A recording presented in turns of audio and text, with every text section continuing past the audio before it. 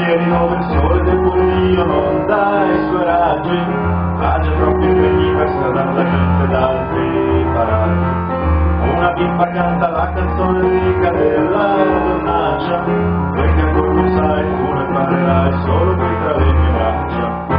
Questa è la sua età, lei ti tenderà la competenza, presto affinerà le capacità con l'esperienza. Dove sono andati i tempi di una volta e Giunone, quando ci voleva per fare il mestiere anche un po' di vocazione.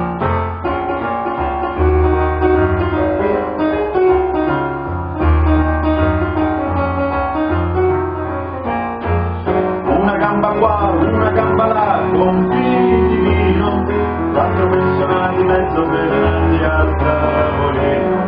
Li troverai là, col tempo che fa, estate, inverno, altra traca al mare, altra mare, le donne il tempo e il governo. Loro cercano là la felicità dentro un bicchiere, per dimenticare di essere stati presi per il sedere.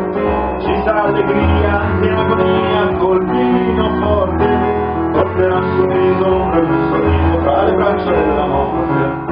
Vecchio professore, cosa vai cercando in quel portone? Forse quella che il sole di collare una lezione. Quella che di giorno chiami con disprezzo pubblica moglie, quella che di notte stabilisce il prezzo alle tue voglie. Tu la cercherai, tu la invocherai, più di una notte, ti alzerai di spatto rimandando tutto al 26.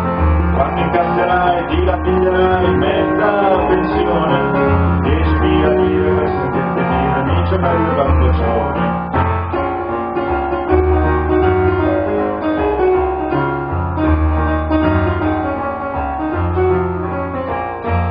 Se ti inoltrerai lungo le calate dei vecchi moli, in quell'aria stessa carica di sale gonfia di odori, lì ci troverai ladri di assassini e il tipo strano, quello che ha venduto per 3.000 lire sua madre a un nano.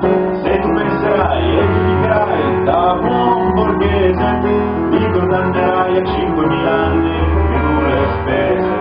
Ma se capirai, se cercherai fino in fondo, se non sono giri, son pur sempre vivi in questo mondo.